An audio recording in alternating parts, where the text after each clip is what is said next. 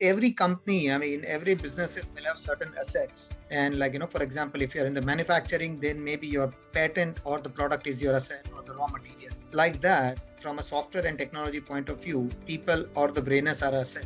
And for us, it was very important from the day one that we came up with the brainer first culture. So the mindset is to have a family type of culture for the brainers, give them the opportunity to grow personally and professionally within the organization, because at the end of the day people expect like some monetary benefit. They also want to grow professionally, and they also wanted to make sure that some type of personal life is balanced as well. So as long as you keep those things, it becomes easy. Welcome to Grow Think Tank. This is the one and only place where you will get insight from the founders and the CEOs of the fastest growing privately held companies. I am the host. My name is Gene Hammett. I help leaders and their teams navigate the defining moments of their growth. Are you ready to grow?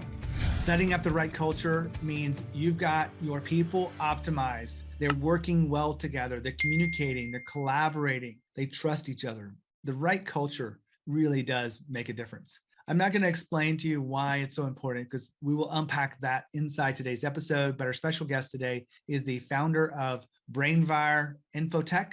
They're a digital marketing transformation company. They have involved in a lot of different technologies. But we have with us Chintan Shah. He is the founder CEO of Brainvire, and it really is a great conversation talking about setting up the right culture. Now, a lot of this comes from his background of an entrepreneurial family and his region at which he grew up in about treating people fairly. But what you'll discover today is about putting people first and not customers. We'll explain exactly what that means. You'll also talk about why it's so important to hire on attitude if you want the right culture and you want to make sure that you have the right diversity. All of those things plus much more is unpacked in today's episode with Chintan.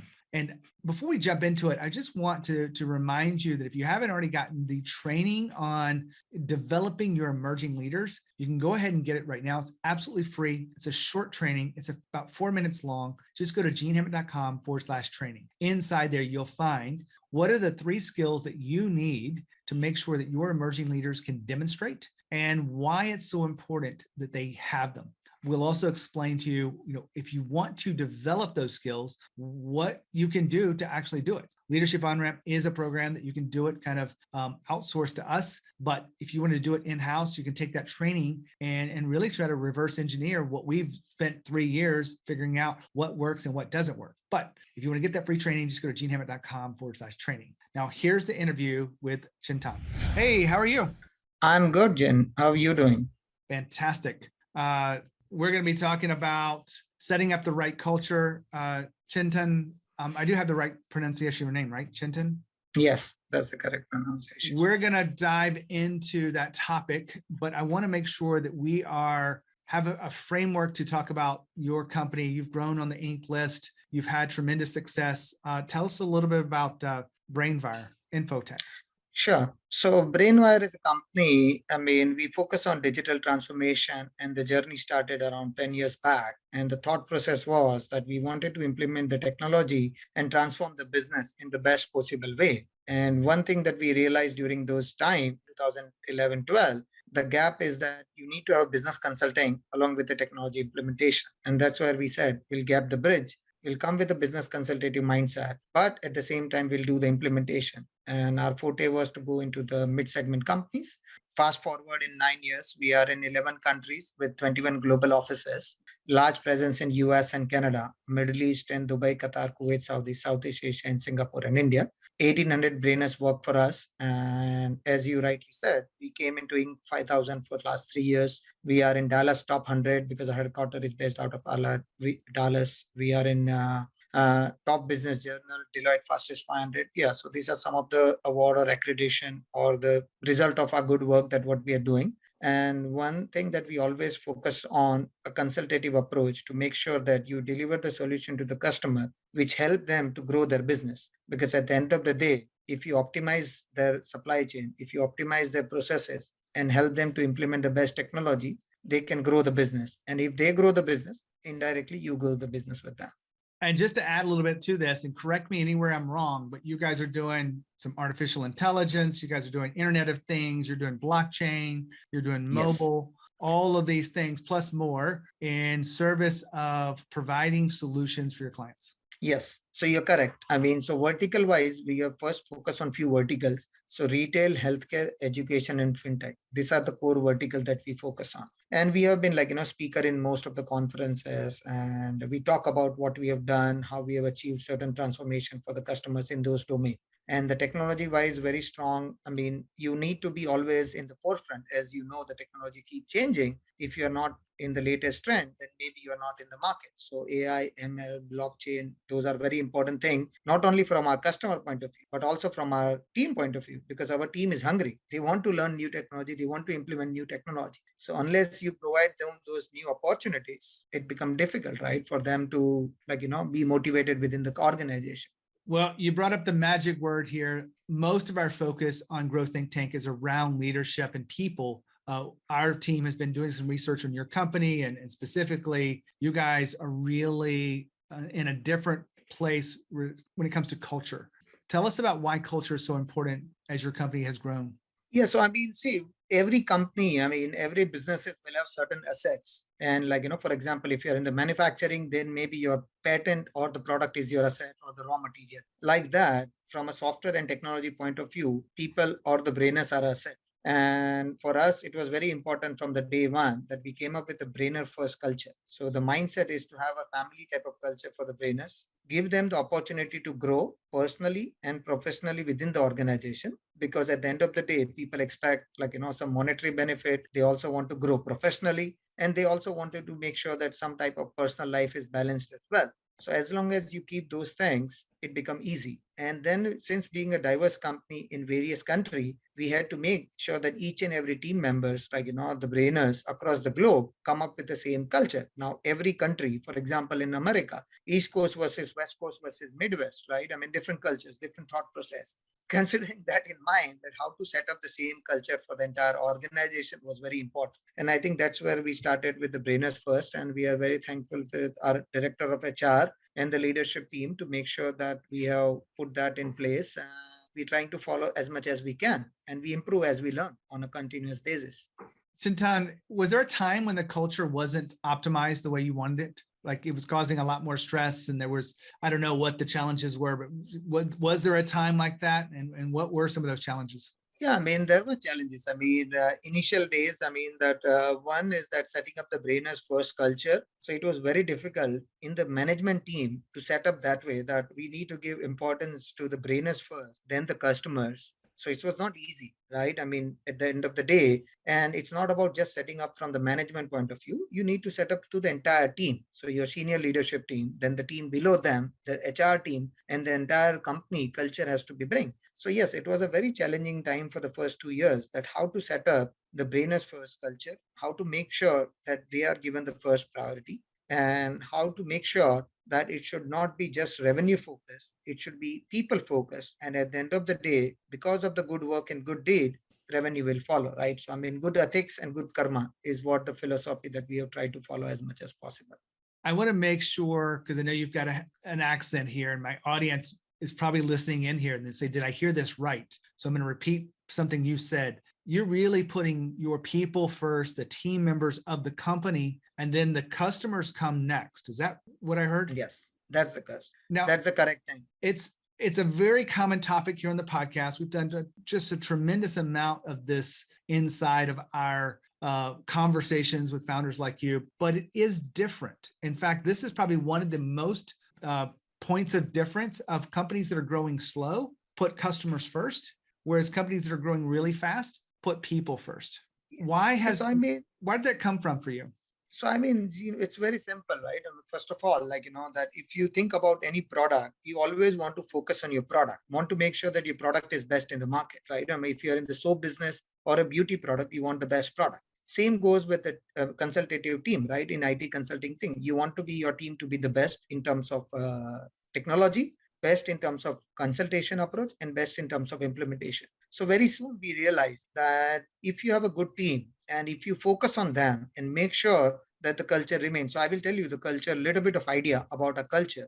If anyone is leaving the company, the first goal goes from my end or the top management to the HR team and the respected manager, that why person is leaving, why we not able to provide them what they wanted? Is that something that we have done wrong? Can we do something better? That's the most important thing. And there were many small initiatives that we came up with, like, that we understood. So we had done a survey within the company. We given make sure that the voice is heard as much as possible. There is enough open forum where they can come up with their views, and then you listen to those views, because there is very small thing, right? I mean, that people who are working with you, it's not about that they need big things. It's small thing that they want to know. Maybe they want a better tea, they want a better environment, maybe their voice needs to be heard for certain things. So if you do small things, it makes huge difference. So that is where I think we have seen that if you keep your team happy, because at the end of the day, all are professionals, right? I mean, all are computer grad or whatever the degree that they have done, but at least a postgrad.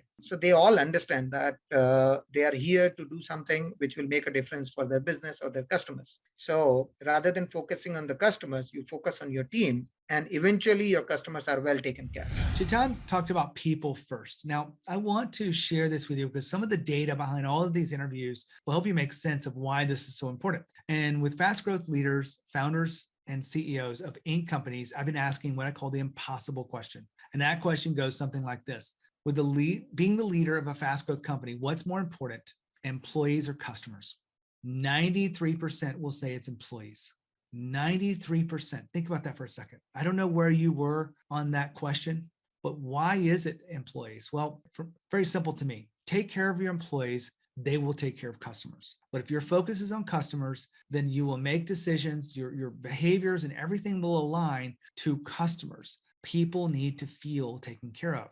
There's a big, huge need for talent in today's job markets, retaining talent. Why not put forth the effort and be intentional about your people? They're the ones building the processes, doing the sales, doing the marketing, serving clients. Make sure they feel taken care of. Put them first. Now back to Chintan. That's what I believe too. So I'm glad you brought that up. There's a lot of people out there that believe, something different. And I'm really trying to get this message out there about putting people first inside of our organizations. Chintan, when you think about your own principles for leadership, where did they come from? Did you learn them from, your entrepreneurial father? Did you learn them from having a bad situation earlier in your career? So I will say that two things. Okay, one, that I come from, of course, the business family. So my dad was a retailer and doing a small retail shop and doing an import and export business. So always been involved in that, and I've seen how their business has grown, how he's able to sustain the business. And when you were a kid, I was being involved in some or other way with the business. So you lot of things is contributed towards that from the family point of view to learn those things. And that's what I've learned, that ethics is something that I've learned over there, that you always keep your good ethics and the good karma, and then everything follows. And second is that I come from a religion called Jain, which is one of the minority owned religion worldwide. It's a very peaceful, believe in non-violence and the peacefulness as much as possible, and being good hearted person, be kind and good with everyone. So I think those are the two major factors which definitely has driven. And then of course I've sold a couple of my companies in the past. So this is my third venture. So of course you learn from your mistakes, or learn from your things that you have done could have been better. I will not call it a mistake, but then always there is a learning curve that, okay, I have done this, but I could have done better. And I see that whatever I am right now is result of those few things. Well, I'm curious, you mentioned about things that you could do better. What is something that you could share with us that would help other founders and CEOs that are scaling their companies? So I mean, so I will say a few things, right? I mean, so one of the thing is that give your team, okay, the enough environment to grow personally and professionally, right? For example, if you are in a technology business, the what we have started was a skill enhancement program. So we encourage the people, if they are giving certain skills enhancement and they are improving. Now, how we are encouraging them? So one, we put them on the social media and put them on our company in newsletter, where they say that this is what they've achieved, and then the next time the people will say that, okay, how I can also come in this list, right? Second, that you give them some monetary benefits. So like, we give them some extra salary throughout the time they remain in the company, and that salary is a separate line item. Since you have done this certification, you are going to get this extra skill enhancement pay till the time you are in the company. no question asked. It's just because we wanted you to learn. And since you're learning and you've taken this as a challenge, so this is like, skill enhancement. Second is that, like, creating a good cultural committee. So we created a 3 or 4 different culture committee within the company, and we make sure that they are the one who talk about what next they wanted from a company point of view in terms of the culture, in terms of some of the events and activities, and try to be do as much as possible from those aspects of it, which is very helpful. The most important aspect, right, and that, like, that we look for is, like, when we hire a people, I always tell my HR, look for a right attitude. That is the most important aspect, that if you have a right attitude, the person, the skills, technology can be taught, and that can be enhanced. But at the end of the day, if that person has an attitude of learning, attitude of growth, attitude of making a difference to the world, then rest can fall in place. So that's where, like, look for the correct attitude, and then, like, the skills can be secondary. Of course, skills can play a role, but I will say that 80-20, 80% will be attitude, 20% will be the skills or the graduation that they have done.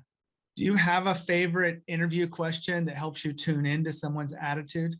Yeah, I mean, one of the things that I always look at the longevity of that person within the organization, previous organization, is the person is jumping too fast. First thing. Second, that I always look at that, what are the projects or what are the things that they have implemented. So when they implemented, what were the challenges came, and then what was the, I mean, because of this implementation, what was the impact that happened. So whether that person really care about the impact or not, which is the most important thing. Either if you're a tester, I'm just talking about technology terms. So if you're a tester, or if you're into business analyst team, or if you're into just execution of the development team, so you should have a thought process that whatever I'm implementing, what is the impact it is going to have on the business from the customer point of view, and is it, like, is that impact has made and things have been changed or better or not. If that person, everyone is thinking in that direction, then I'm sure. So that is one of my typical question, that you implemented this project, or you played this role, what was the impact on the customer, and then person answer. So about from the answer you realize whether he really thought about the impact or not, and if he thought about, that's a correct candidate. Yeah.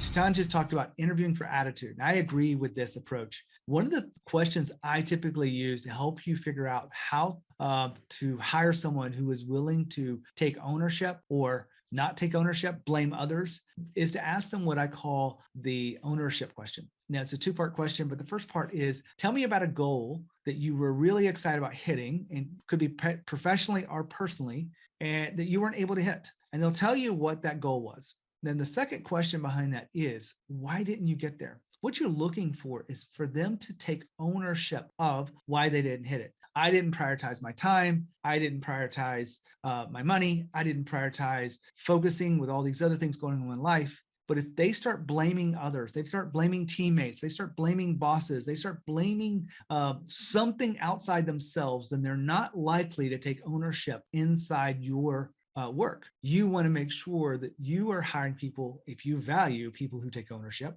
and you want to empower them, that they're willing to take ownership of this work and not blame others. Just my question I wanted to share with you today. Now back to the interview with Chintan. Love that. I think a lot of people are looking for ways to streamline that hiring process. We got here talking about setting up the right culture. What have we left out that you feel like is important that we need to put a spotlight on today?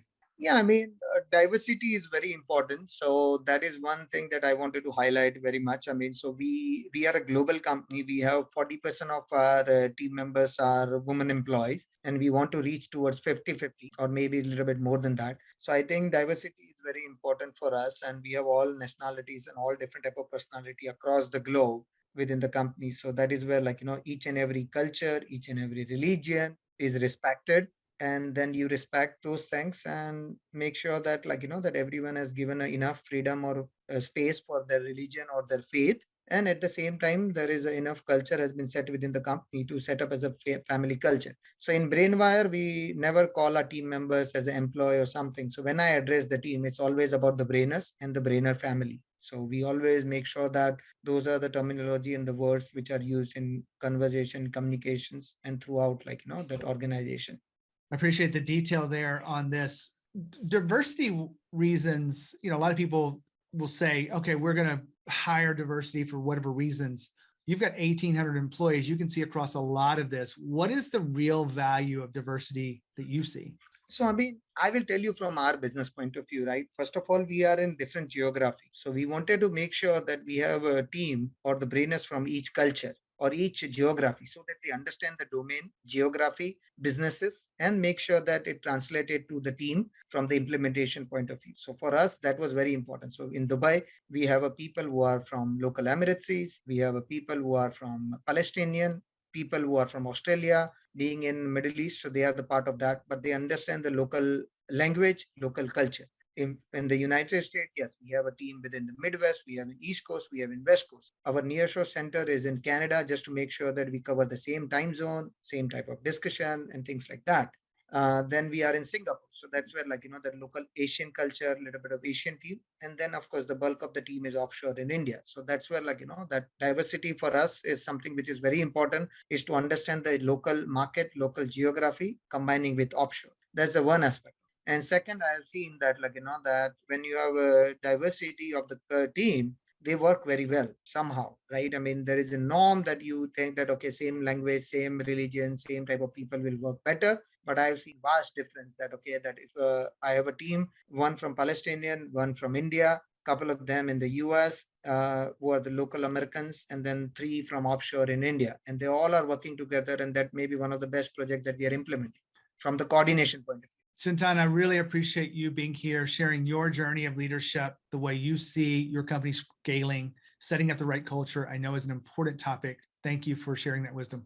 Thank you so much. And thank you for having me here. It has been wonderful to talk to you. And hopefully some of this will be a good for the people to know, and happy to answer any other question at some point of time if anyone has any questions. What a great interview. What I love most about this is just his honesty of talking about why people are so important. I think a lot of leaders are so focused on execution. They're so focused on the strategies. Maybe it's even the financials and all the milestones that are ahead of them.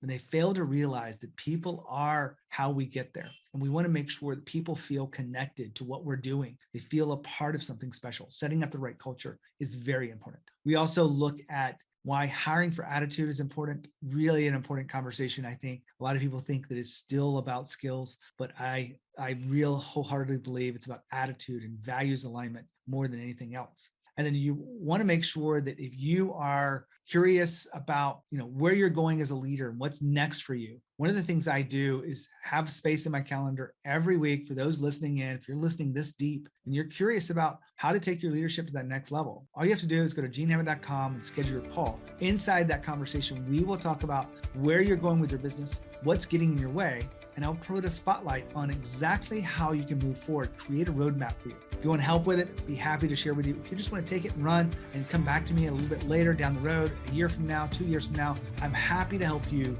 grow your business. All you have to do is go to genehammett.com and schedule your call. And remember, always lead with culture, no matter what.